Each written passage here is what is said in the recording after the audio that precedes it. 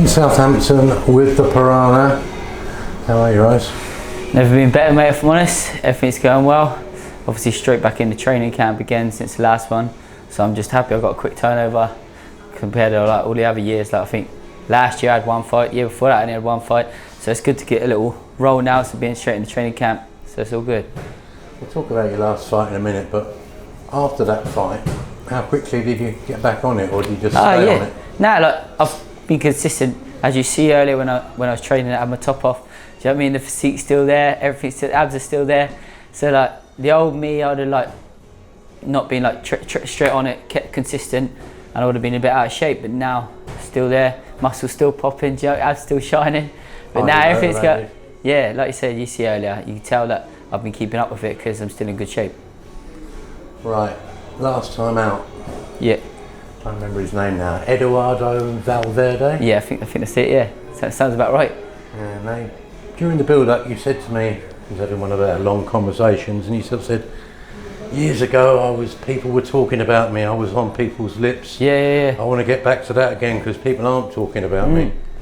I think it's fair to say after that fight, looking across social media and various podcasts and everything else. Well, even in the commentary if you watch back after the fight, Steve Bunce had a lot of praise for me. Obviously, Cole Frampton had a lot of praise for me. All of them up there had a lot of praise for me. So, well, people were certainly talking about you again, weren't they? And it just shows that one statement performance. Yeah. And like I say, it's almost like the flick of a switch. But your name's on people's lips again. I needed that. Do you know what I mean? Like I said to you before, we had an interview before the last fight. You come down. It was like I'd been not forgotten about, because obviously, do you know what I mean? I really, no one was really talking about when I was 18, 19, just turned over, looking good. There was a ring about my name, like I said, but kind of went, do you know what I mean? Went quiet on me. Obviously, I had a lot of hiccups, a lot of bumps in the roads, not very good performances, if I'm honest, as well as that. And then, kind of like, but now, obviously, that camp couldn't have went any better. Fight couldn't have went any better. Like the whole thing couldn't have went any better. TV slot. Yeah, it couldn't have went any better. Yeah, the praise I've had, all that lot. Yeah, it's just, it's set me in good stead now for the rest of the year. And like I said just a minute ago, now I'm back out straight again. So this, I said, busy me. This is when you start seeing the best of me. Like I had that good fight. Within 2-3 weeks, I'd already had another date penciled in. So now I'll be getting on a roll now. Right, it's August 18. Yeah. Back at your pool. It's a Friday again. And it's for the WBC International Super Featherweight title. Yeah. Serious title belt, that. Yeah. I'm happy with any title. But like you say, it's a serious, that gives you a top 15, I think it is, with the WBC. So that's just a stepping stone. Do you know what I mean? Once you're in there, it opens doors for you. Do you know what I mean? You've got a title. If I win that, or when I win that, it's opening doors for me onto bigger and better things. Do you know what I mean? Start knocking up, taking up names, ticking off names and moving up in the rankings. And like I say, financially setting myself up for my family and everything, just all round, it couldn't be any positive. Well, if you look at, say, like Frank's previous, what he seems to specialise in doing, get you into those rankings, then get you a number of defences or a better title, and then just edge you up to that number one spot. Then people can't avoid you then. He knows how to build fighters, do you know what I mean? He knows how to get them push them in the right direction at the right times, and then, like you say, get onto these bigger top world titles, really. You force the mandatory, don't you? Yeah, exactly. Well, if you get there, if you keep winning, you keep knocking on the door, eventually you force the mandatory position, or even they'll pick you as their manager, you know what I mean? Frank puts up the money, gets the champion here, I'll beat him up, do you know what I mean? Yeah. So it's all good. Body work. If I think of some of your previous performances where we've said before, potentially you've been trying a bit too hard. Yeah. You've been trying to remind people, but you're still about. You're trying to take their head off. This time, it was quick. It was a second round stoppage, but you took him out to the body. Yeah. And you weren't doing that. No, against Jordan Ellison. No, because like I say, I was rushing it. I was rushing it, trying to impress. But in the build up to that fight, in the spar and everything, sparring was amazing. Obviously, I was sparring Con and couldn't ask for better sparring. Do you know what I mean? He's bringing me along massively. It was best thing for me. But in the sparring and that, that's what I was working on, like taking my time, and even on pad work, everything. The whole thing around my training was taking my time, not rushing it. And see with this title fight, it's 10 rounds. I don't need to rush it. Do you know what I mean? I've got loads of time. So when I do take my time, pick my shots, land them correct, like, do you know what I mean? Not rushing, not like hitting just arms and digging them in, sinking them in, and then as soon as stoppages will come. You know, people sort of use that old, or a cliche where they say, train hard, fight easy. Yeah. The fact that you were sparring at such a high level with Michael Conlon, did that sort of get you prepared to such an extent, but the fight was quite easy? Oh, massively, yeah. Like you say, sparring's a big thing, innit? Like, that's the closest thing to a fight.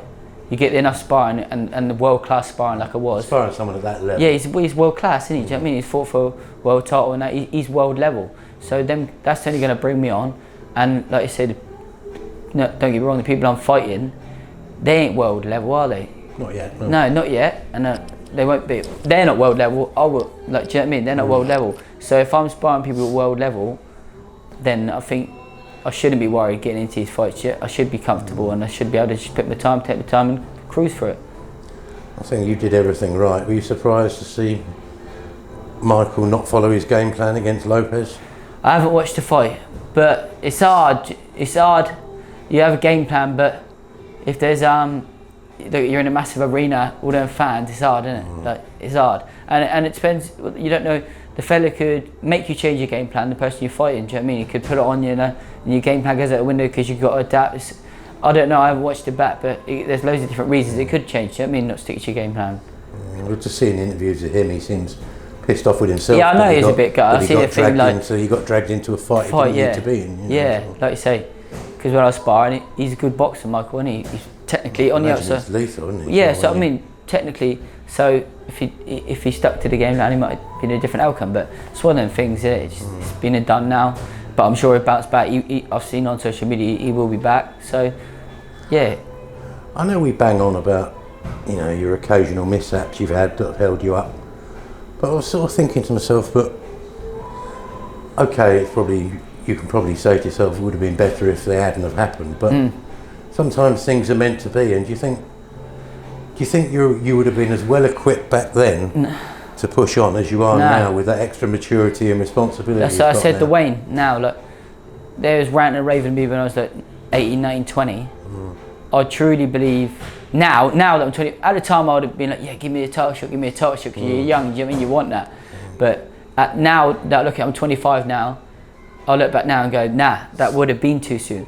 I've literally only I feel now, 25, just coming to my man's strength, and that, like, now at 25, there's me thinking I'm bloody Arnold Schwarzenegger, I'm the bee's knees at 20, do you know what I mean? Thinking I can tumble these people over. But now that I know, now I'm more mature, but went through all these bumps of the road, I know, I think 25 now, I'm starting to get my strength. Sometimes things are meant to be, aren't they? Yeah, like you say, a little delay, okay, it's been frustrating. Yeah. But you're now in probably the best position because you got to do it responsibility-wise. Physically wise, mentally wise, I feel like I'm more on the ball now at 25 than it was then. And I could have come up short then, and it's hard to come back. So like I got beat then, like when I shouldn't have been in them fights really, do you know what I mean? Tried pushing on too quick, and then it's hard to come back, innit?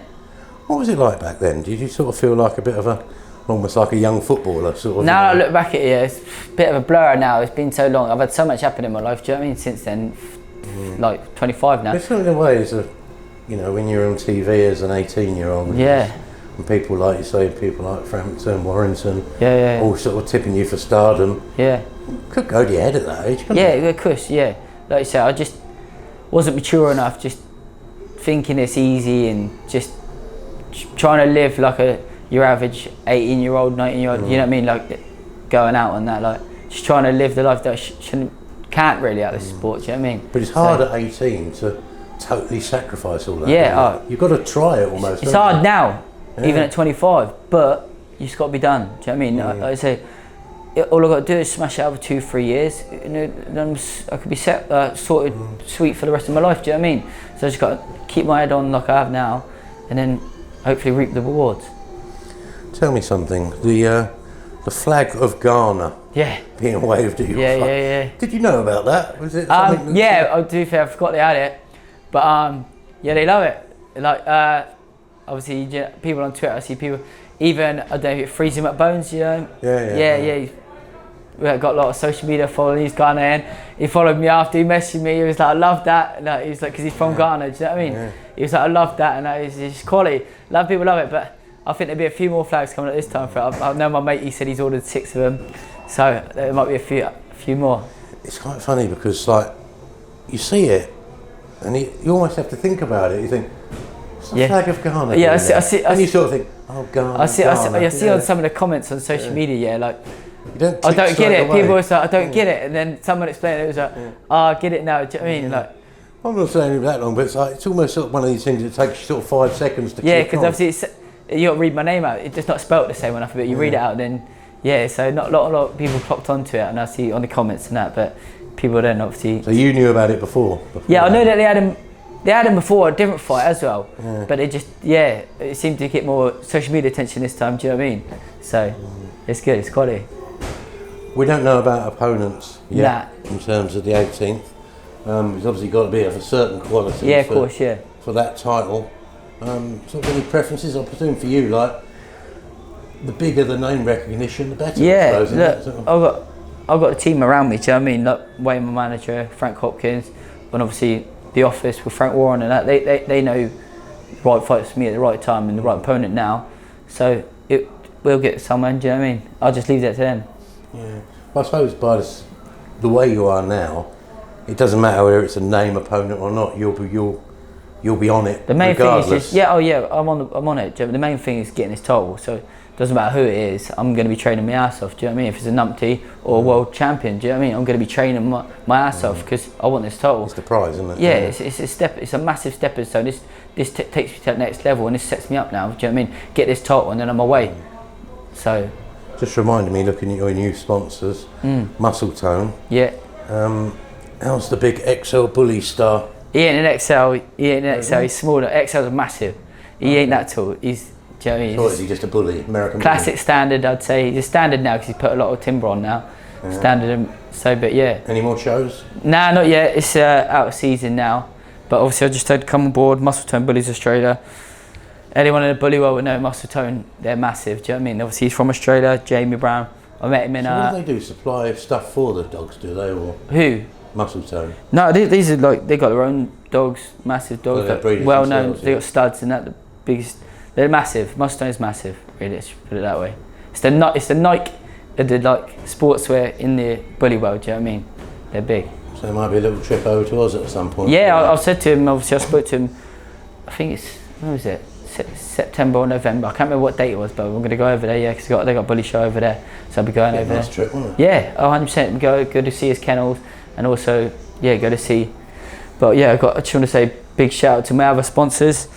Obviously, we've got Geezers, Terrace Coal, Muscle Tone now, Sight Solutions just coming on board, Dweilderless dry lining. So since the last fight, amazing what a good win does, isn't it? It is, mate. I've got a lot of people jumping on board. Obviously the flooring company as well. I've had a lot of people coming on board. Do you know what I mean? And now it's massive for me. I can't appreciate. You needed it though, didn't you? Because before. I mean, you had one, I think, but I'm scraping it like before. Now I needed this momentum now. Do you know what I mean? Look that good because now I've had sponsors come out, and it's massively for me. Because before I was working, I've got bills to pay. I've got rent, all this lot, and then I'm not getting much sponsors. I'm getting minimal. It's hard to stop working and to train full time because I need the money coming in to pay these bills. So now it's took a massive weight off my shoulder. These sponsors coming on board. But you're still working, aren't you? Not at the moment now. Just stop now. Stop now. Yeah. But that's what I mean. It takes the weight off me not worrying about financially because these helping me out. Have you got enough now, but you don't go back to the building site after this fight, or is it something you need for your own discipline? It's just why would I not? Why would I, if I haven't got a fight date penciled in? Why would I not go back to work for a bit and earn something? I understand. Earn something instead of earning nothing. Do you know what I mean? And then once you get the date penciled in, boom, I'm away again. But it also gives you that discipline in life. You got to get out. You got to go to bed at this time. You got to be up this time. It's just routine. Do you know what I mean? The routine's massive, so it's all good. Have you got an actual trade on the building site yet? Hoddy foreman. Nah, we little joke we had before. Obviously, I'm a hod carrier, but. Is that what you're doing, hodding? Yeah, for a brick, but there's no such thing as obviously hoddy foreman. But before I had the blackout on site. You've appointed yourself. Yeah, I appointed myself the hoddy foreman. But now I haven't got a trade. I'm just like you say, I'm a I'm hog carrier labour really. But they do let me on the trail and that sometimes. So days down the line, eventually, I'll become like eventually. If I said people I work with, Craig and Jerry Campbellman, they've always let me jump on the trail and that they help me out. They said if it never works out boxing, they'd always teach me the trade.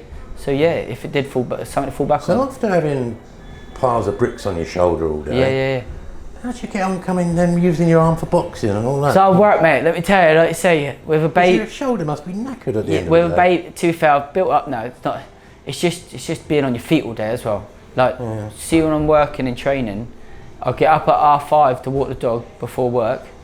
Get picked up at 6:30. Get home just gone 4. Get to the gym about 5:30. Then I train.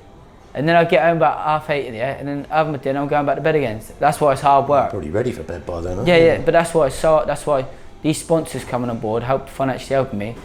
Then I can stop to train full time and get 2 sessions in a day, resting in between, spend time with my family. Do you know, I've got a young family, a 5-month-old daughter, and my missus at home. I don't want to. When I'm working and training, I'm not at home. It's rubbish. So this is a good time when I'm in camp. It's good because I do get to spend more time with my family. So you're walking the dog at 5:30 in the morning? Yeah, 5:30 in the morning. Get picked up at 6. Good luck doing that in the winter. Yeah, when it's raining I can't, obviously, bless you, he hates the rain. But if it's cold I still do you know what I mean? Obviously it's not bad, he's got a fur coat and that, ain't he? You let him off? What? Do you let him off? Nah, I let him on long lead though. We walk, obviously I've got long lead. Yeah. Is he aggressive? Nah, he's harmless. But with other dogs?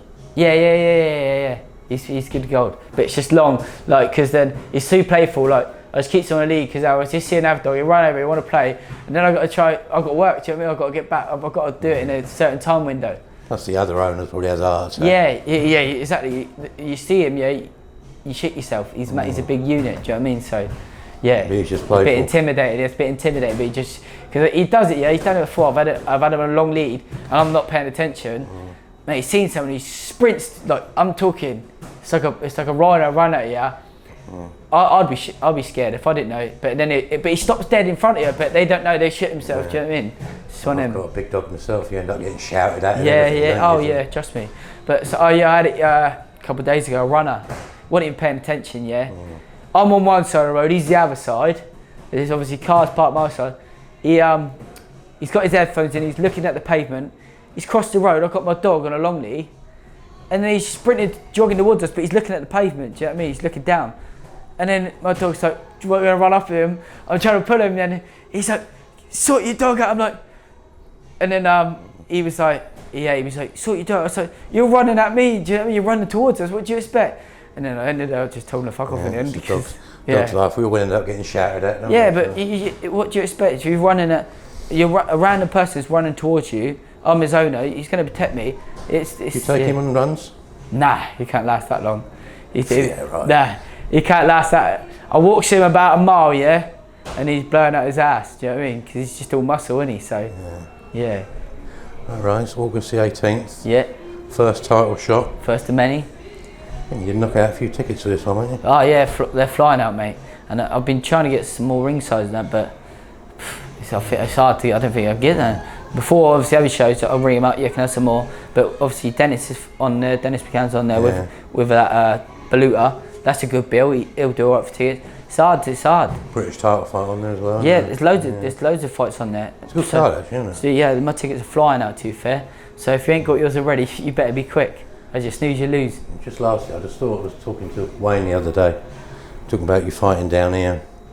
I said, my thought was, the football ground is a football ground, but I reckon stick a ring in front of the pavilion at the Rose Bowl. Yeah, in the thing. In front of the biggest area of seats. Yeah. Put it in front of there. Put seats around it. Yeah. Board it up. You don't go near the wicket. No. I reckon you get quite a few there. Wouldn't you? Even if you did have it all the, because they have concerts there, don't they? They had Arctic Monkeys there the other week. Yeah. So that was all on people all on the floor. So they had the ring in the middle. I reckon.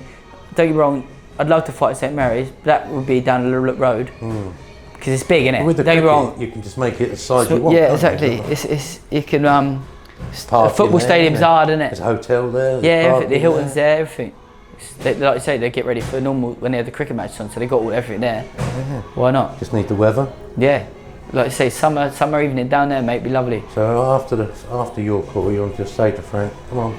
Yeah. Hampshire cricket maybe ground. a few defences, or maybe depend. Yeah, get a few good people. Because you don't have much boxing in Southampton, you probably do well, wouldn't you? Yeah. Get a few local lads on the bill as well. You look at that. Bournemouth, they've just started having boxing now, haven't they? And people are taking to it, yeah, Chris Billy Smith down there, they're smashing it, aren't they? Like, get loads of people down there. So get a few local lads as well as some big names on there from Frank, who's on the roster. So you've got to say to him, look, Frank, Rose Bowl. Yeah. Get us on it, mate. Get in touch. Yeah, it'd be lovely. That's the aim. Good luck, Rose. Cheers, mate.